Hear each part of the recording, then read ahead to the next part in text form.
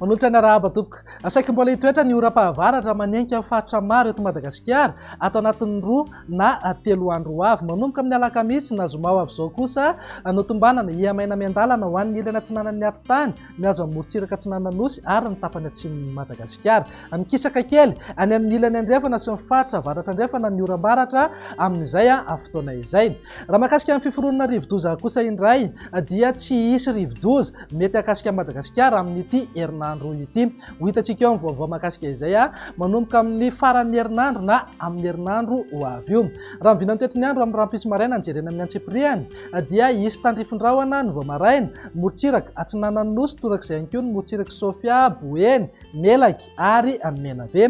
Andrahona na anjombona misahisavana an-dalana ihany rehefa misandratra andro, mety hiserikerika ihany koa ny voamaraina ho an'ny ilany atsinanan'ny atitany sy ny faritra aloatra mangoro, ny faritra hafa ho maina ny andro amin'ny ankapobeny na andrahona vitsy. Raha ny tolakandro kosa indray dia miandrandra oram-baratra avokoa ny akamaroan'ny faritra maro eto Madagasikara, saingy mitsitokotoko ihany moa izay rotsakorin'izay amin'ny ankapobeny. Any amin'ny tendrony atsimo nosy iny ihany no ho maina ny andro, izany hoe any amin'ny faritra Nosy, Androy ary ny tapany atsimo ny faritra atsimo andrefana. Mivinan'ny maripana mifanaraka amin'izay manodidina amin'ny 5-30 degré maripana ambony indrindra any amin'ny faritra Sofia, 3-20 na 4-20 degré kosa ho an'ny faritra anatiny. Morontsiraka atsinanana saika eo amin'ny 30 na 1-30 degré ny maripana ambony indrindra. Mivinan'ny toetr'ny andro ny alarobia indray ary dia saika ho maina hatrany aloha any amin'ny faritra Nosy, Androy ary Iorombe. Ny faritra hafa kosa dia miandrandra oram-pahavaratra avokoa.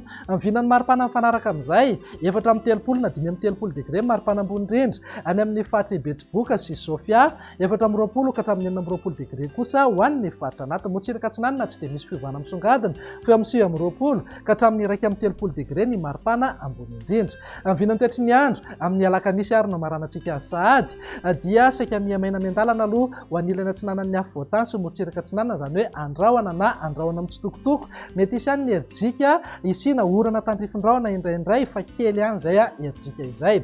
Ho maina ihany koa ny any amin'ny tapany atsimo Madagasikara fa ny amin'ny ilany andrefana sy ny faritra avaratra andrefana no saika hivangony kokoa ny oram-baratra. Mivinan'ny maripana tsy dia misy fiovana misongadina raha noharina ny alarobia fa 4-30 na 5-30 degré foana izao maripana ambony indrindra any amin'ny faritra Betsiboka sy Sofia, 4-20 na 5-20 degré kosa ho an'ny faritra anatiny. Morontsiraka atsinanana manodidina eo amin'ny 30 na 1-30 degré ny maripana ambony indrindra. Izay indray mivinan'ny toetr'ny andro ato anatin'ny 3 andro ho avy fa mialohan'ny isarahantsika dia averinay foana ireto fitaovan-tserasera ireto mba hahafahanao manaraka tsara ny vaovao ofisialy avoaka amin'ny Meteo Madagasikara. Ny page Facebook izao dia Foibe famantarana ny toetr'ny andro. Eo ihany koa ny YouTube Meteo Madagasikara. Ho an'ny tranokala na ny site web moa dia www.meteomadagascar.mz ary Meteo Madagasikara officiel ny application mobile afaka téléchargenao ao amin'ny App Store. Mametraka amin'ny velomo mandrapitafa ho manaraka indray ary.